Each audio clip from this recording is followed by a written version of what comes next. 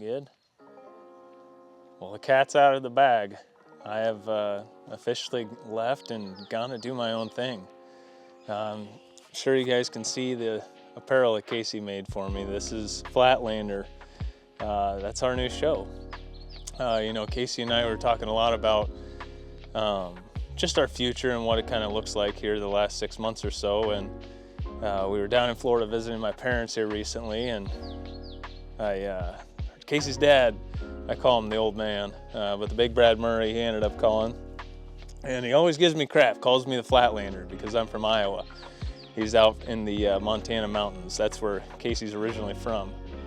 And golly, we thought about it for a second, and I was like, Casey, I think the Flatlander would be a perfect, what am I looking for, a word?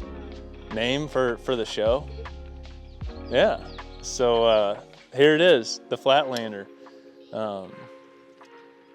But for my first video, I've been saying, we were gonna do something the last few months here, and here recently I was like, Casey, I know exactly what we're gonna do for the first video.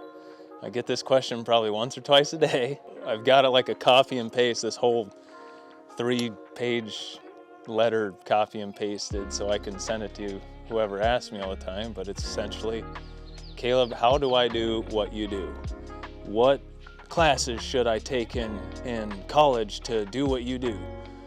What should I do to help better market towards hunters, to grow my land management business, all this stuff. And I am in by no means, way, shape, or form like the cream of the crop, the high on the totem pole. I would say like guys like Jeff Sturgis or guys like that. But I have had, this is my 5th year now of doing, all my income has came from land management. And I've gotten to learn a bunch of really, really cool stuff. So, but it goes back even further than that. And that's what I want to start with. I want to start with how I got to what I'm doing today. And I'm sure that 3/4 to 90% of you guys probably have no idea who the heck I am or what I do for work. And I'm going to lay that out. My dad was a huge hunter. Grew up on a farm, 9 kids. And I got it thrown out into the woods at a pretty young age. My first gun was a pellet gun. I remember my uncle Derek, he got me my first pellet gun because I was doing chores with him, and started hunting pigeons there, and kind of morphed into shooting squirrels with the 410, rabbits with the 410, up to shotgun season, and so on and so forth. I don't know, I probably started bow hunting when I was in 6th grade, something around there. My dad bought me my first youth bow. We gave that to Casey's boss's son. He's flinging arrows with it now, so it's still getting good use. But, growing up, what I want to say is I always had this big passion about hunting. And I've always used the example of when I was a kid, whenever I dressed up for Halloween, all I ever wanted to be was a hunter. And, at a young age, I had no idea what the hunting industry was all about, exactly what you do. All I thought was, which is probably what the most of you guys probably think is, if you're filming your hunts and for shows and whatnot, then these guys are probably making money, Well, that's not the case whatsoever, boys. So, all I knew at a young age is that I wanted to make money in the hunting industry. Didn't know what I was going to do. All I knew is I wanted to be around deer, outside, 24/7. That's what I had. It's what I need to be me, And I went to college, or actually started backing up, graduated high school. I was no extraordinary student. Did a lot of sports, but got some ag background from being back down south. Derek, I always talk about Derek, but he was like a second dad to me, and spent a lot of time with him around pigs, around heavy machinery. Learned how to operate per se, but still had really no clue about agronomy, which is plants and shit. Collins, my best friend, and I, we started a hunting page. It was called Iowa Style Outdoors all the time. We call it Iowa Style because Iowans, I feel like we hunt everything. Anywhere from crows to running lions on the river, deer hunting, obviously, waterfowl and pheasant hunting, all that above. But anyways, that kind of fell through, still carried it on a little bit through college, but I graduated high school and I'm going to college now. You know, I had no idea what I really wanted to do. All I knew was that I wanted to be in the deer industry. So I thought, you know, being a DNR probably be a good idea. I'm out in the woods all the time. They get to be around deer, wildlife, and whatnot. Well, I investigated into that, and I found out just how little they actually hunt. They barely get to hunt whatsoever. Their busy season is hunting season or prime fishing season. So I switched it to ag studies, which is just a general agronomy or agriculture degree. I got to take several agronomy classes, furthered my knowledge in the row crop space. Did 4 internships with Bayer, Syngenta, Monsanto, and I got to learn all about different crops all over the United States. They shipped me all around. It was really fun. But upon completing my college, I worked for a local seed dealer my first year, and then my second year, I was making pretty good money working for a sales marketing or a marketing sales role. It was actually Fastline is what it is. If you guys watch or look at Tractor House, if you get those publications, Fastline is basically their top competitor, I would say. Digital marketing and then paper marketing for heavy machinery, tractors and crap. So, you know, I was making really good money. I was really comfortable. It's actually when Casey and I first started talking, but man, I freaking hated my life. I was in a desk every freaking day. I was in the office every day. I was on the phone talking to people every day, just having conversations that I didn't want to be having, and it was just so boring. And it just got old really fast. And you know, around that COVID time frame, I got let go from the job. And that same day, I had an individual reach out, and it was a larger landowner. And he was like, hey man, just wanted to say thanks and blah, blah, blah. And you know, that led into an opportunity to starting to help take care of his farm. So I got let go from my job. Immediately I reached out to Jared. I was like, hey man, I was on Midwest Whitetail. That was my first or second year. It's like, hey man, I can do editing. You know, this is when Josh just left. Is there any way that I can, you know, fill in some gaps, help you guys out here, make some money? And he helped me out first year. He gave me a contract to do some regional editing for them. So that was my only guaranteed income for the next 3 months. I told Casey, you know, the next 3 months, we're living off of this very little income or whatever, but you know what? I'm gonna kill it. Like, this is my, what? Huh? Oh yeah, your income too. But, you know, that's one thing I should say. I'm really lucky to have Casey supporting me this whole way. And we got a couple things we're excited about. I'm getting backtracked. How do we make money in the hunting industry? Where's that at again?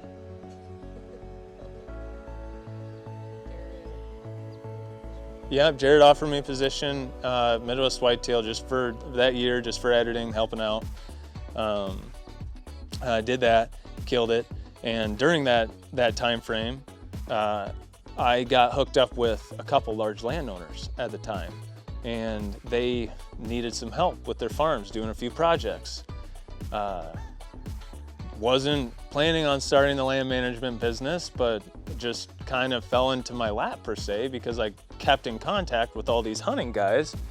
And you know, a couple of these guys, they liked my work, so they said, hey, I want to keep you around. How about next year?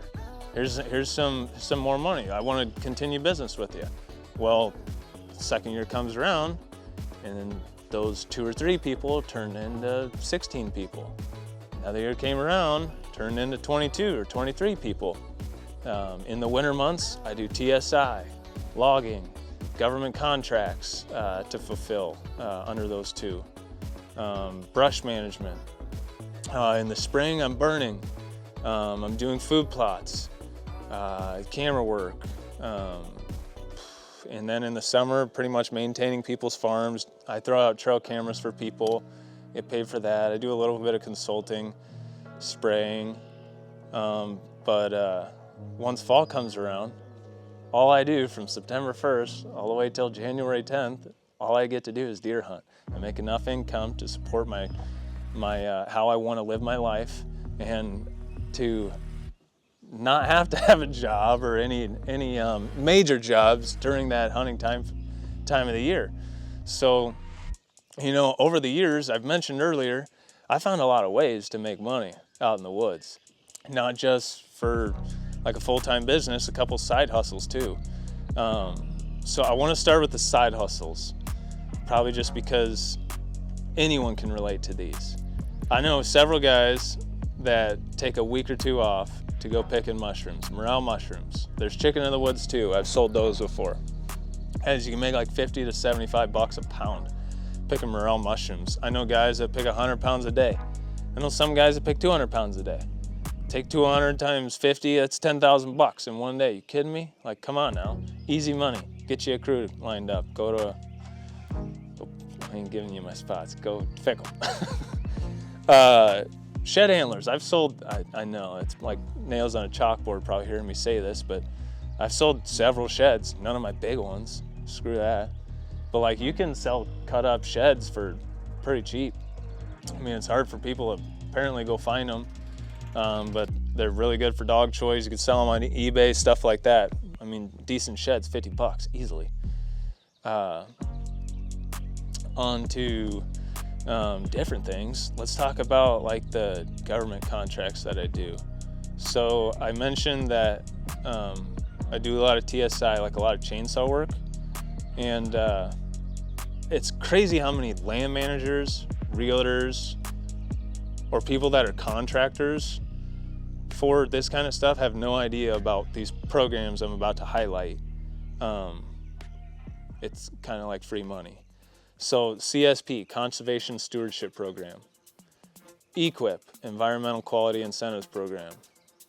And then REAP, I don't know what that stands for, I forget. But they're all through the NRCS office. And essentially all three of these, there's several, maybe a couple hundred programs under each one of those. But they're specific programs, say like TSI, crop tree release. They, actually NRCS calls it FSI, forest stand improvement, not timber stand improvement. What else? Putting wood duck houses on your property. Cover crops for your fields. There's irrigation stuff. There's money that you can cost share for building ponds and stuff. All these different programs, but the ones that I hit home on, or that I hit the hardest, are the TSI, crop tree release, brush management, like spraying your multiflora rose, your invasive shrubs, and then running fire in your timbers. Say you want to do this timber back behind me. I want to put this 30 acres of timber into, I want to do TSI, I want to burn it, and I want to basil bark it. I want to make it as good as I could possibly make it for the deer hunting. So what I'm going to do is I'm going to go to the NRCS office. I'm going to tell them just that. I'm going to show them on the map exactly where I want it. A couple weeks later, a month later, they're going to send a forester out. They're going to look at it with you. You're going to learn so much with that forester. Those are the best people to learn from, in my opinion. Best people to learn from. After you get done looking at the forester, at your timber, whatever you're wanting to do, they'll come back with a plan of attack. Hey, you're going to do this year. This, for example, like the TSI, the basil bark on year 1 for the invasive shrubs. You're going to do the TSI in year 2 for your timber stand improvement. And then you're going to run fire through it at the end. And every year you're going to get some kind of payment through the NRCS. So I do a lot of programs like that. Instead of going to some Joe Schmo, cold calling per se, like for my TSI business, I would go up to him and I'd say, hey man, your timber, it sucks. Like I can see all the way through it. And, they're kind of going to get defensive. What? It sucks. Like what? Like, I thought it was pretty good. Well, if you can see the whole way through your timber, it sucks. People need to start seeing their timbers as like a food plot. one, it's great cover. It's obvious where the deer are gonna live, but it's more of a food plot. They're getting 3 of their 5 feedings there in total during the day. Shrubs, trees, grasses, forbs, all that stuff is in there. There's so much food. And, you know, I'm gonna say, well, you know, I charge this amount of money for TSI. Do you wanna go in here and do you wanna improve it? Do you wanna get the most bang for your buck out of what you're hunting right now? He's like, well, yeah, you know, that'd be great, but man, that's pretty pricey. And I say, okay, well, how's it sound if we get 200 bucks, for example, or 400 bucks off of the price per acre? And all you got to do is make a couple trips over to NRCS office, sign up for a couple programs, and how's that sound? What? I can make money doing this? Blah, blah, blah. Yeah, that's normally how the conversation goes somewhat. I'm not normally a jerk. I normally don't tell them that their timber sucks unless I know them pretty well. But if you can see all the way through your timber, like 100 yards, your timber sucks. Sorry, guys. You need to do some crop tree release. You need to get some woody browse. You need to get some more horizontal cover in there. And I'm getting off point again. But just long story short, you can make money through these programs. They do cover costs, but some of the programs cover more than just the costs. You can actually make money doing it if you're a landowner yourself. But if you want to do the land management thing as a business, you have to understand these programs. If you're a realtor, you have to understand these programs. This is how we can make landowners money. And if you're a land manager, your goal should be to improve their property, but it should also be, how can I make this landowner the most money off of this farm that he can possibly make? That's job security, boys. What's next? I'm always preaching this stuff. What else, Casey? Okay, what's that? No, I want to talk about some more ways to make money. Okay, the whole filming your hunt thing. Like, say you're young. I said it earlier, you know, I thought, man, all I gotta do is film my hunts, shoot a 200-inch buck, I'm gonna make millions of bucks, baby. No, that is not the case. If you're wanting to do a show or something like that, you can make money through partners. You can. That's how most shows make their money. But you can also make money through monetizing your videos on YouTube. Say you don't have any partners and you're just throwing out weekly videos or daily videos, you're vlogging or something, I don't know. You can monetize your videos, which sucks, you'll have to run an ad on it, but oh well, 3 seconds, skip the ad and you're rolling onto the video kind of deal. I know several people that make, I mean, you can look up YouTubers, they make millions of dollars doing that. As far as, I mean, deer hunt videos and deer hunters, I'm sure there's a few companies out there making a couple $100,000, you know, off of their monetization in their videos. But you have to get a lot of views and you have to be consistent. Consistency pays off, I would say, with that one. So that's what I'll say on that. It's such a, the right word to say it, like a false narrative, Ray? To think that, like, if you're filming deer hunts or whatever, you're making money? No, that's not it. Is that okay? Yeah, false impression, I guess. I wanted to clear that up because it's like such a huge false impression, and it's just not the case, boys. Other ways to make money, you know, if you're really good with fire. Ooh, land managers. If you want to do your land management business, I've helped several guys start their own land management businesses. And every one of them, when I tell them to go put themselves on the contractor list, they do it. The ones that did do it, they're freaking killing it, dude. So the contractor list at NRCS offices, so every state has, you know, obviously your counties, each county will have its own NRCS office. So at each of these offices, you know, I just talked about those programs that I brought up, like CSP, Equip, and REAP. Well, there's other mid-contract management programs that, like, people need help with for burning. People need help, like, oh man, I need to find someone to come out here and dig a pond. Okay, well, they have an excavator list of contractors on their website. I need someone to do prescribed fire. There are contractor lists on the NRCS website. When they go in there, I can't tell you how many times I'm getting calls from NRCS offices asking to put my name on their contractor list, or seeing if I'll come burn something for them because everyone's scared to burn, or they don't know how to properly do a controlled burn. Gosh, if I, just being flat out honest, chainsawing and the burning, if you're gonna get into the land management business, that's the only thing you need to do. Seriously, that is the only thing you need to do. Food plots is so much of a headache sometimes. It's like, man, what the heck am I doing some days? But hey, I told you, you're getting I'm being straight up, straightforward, man. Logging, you know, we were gonna have a couple of the guys that I do work for, we were gonna log their farms here coming up, and I was super nosy. I wanted to learn more about it, so I stopped over at the local mills just to figure out like how much trees are worth.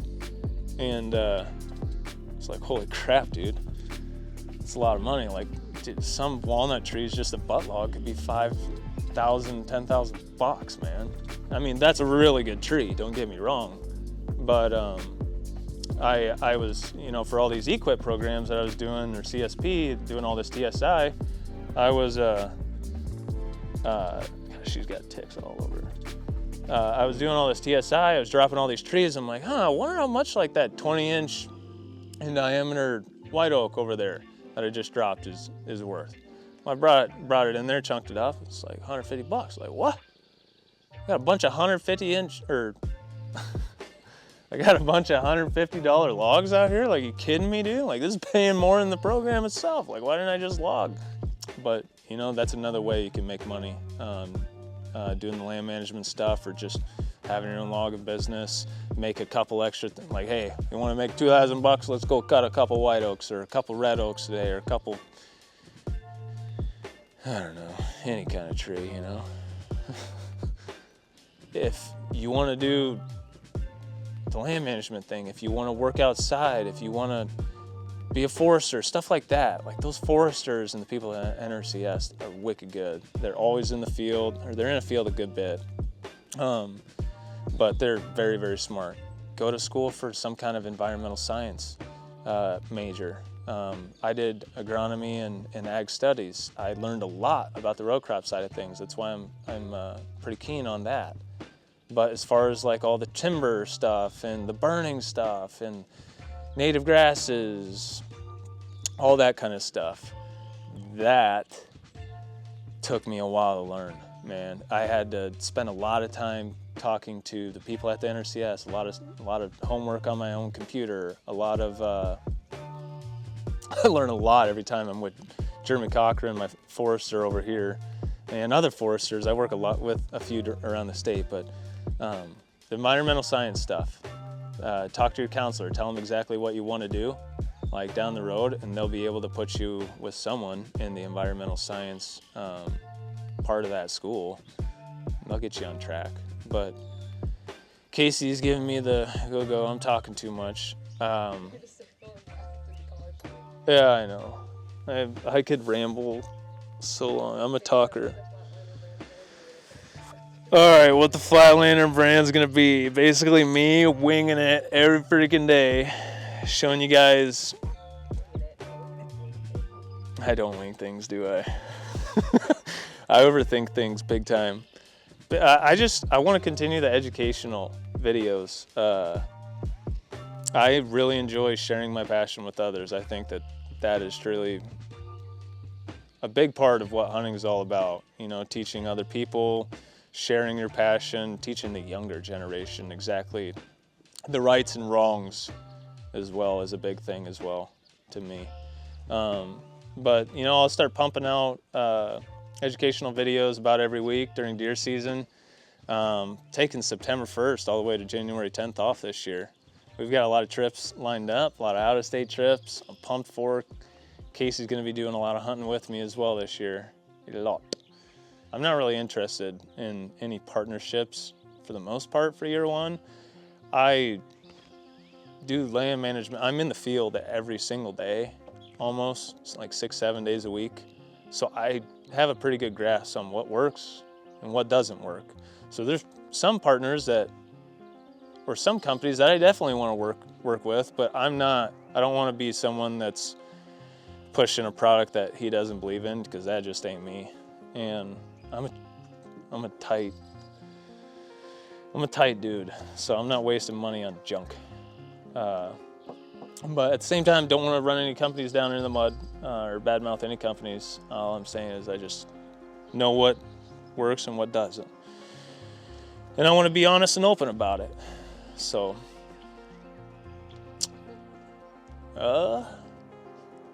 what else, Ray? Yeah, we're gonna be doing some summer filming. Casey and I filmed a couple studs the last couple days. We did see one that we're very excited about.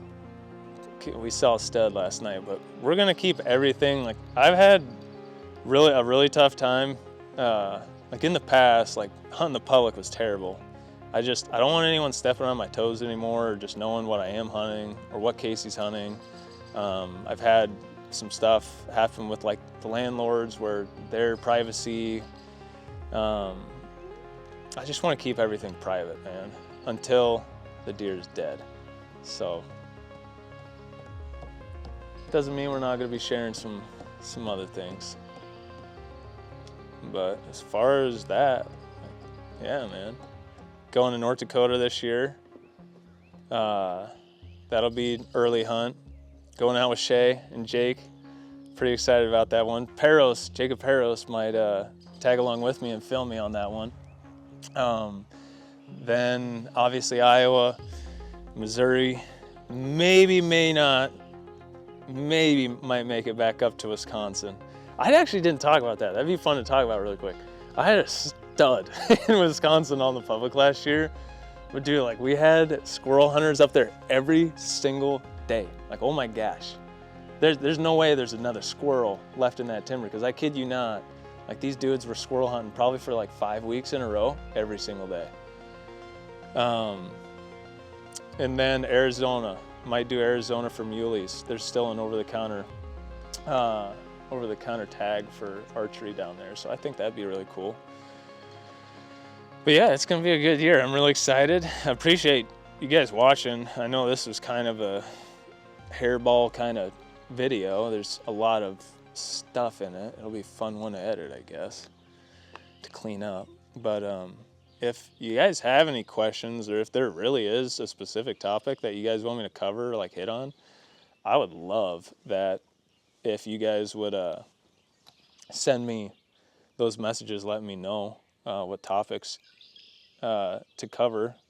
I might not be an expert in those topics, but I'll guarantee you I know who is, or I know someone that is.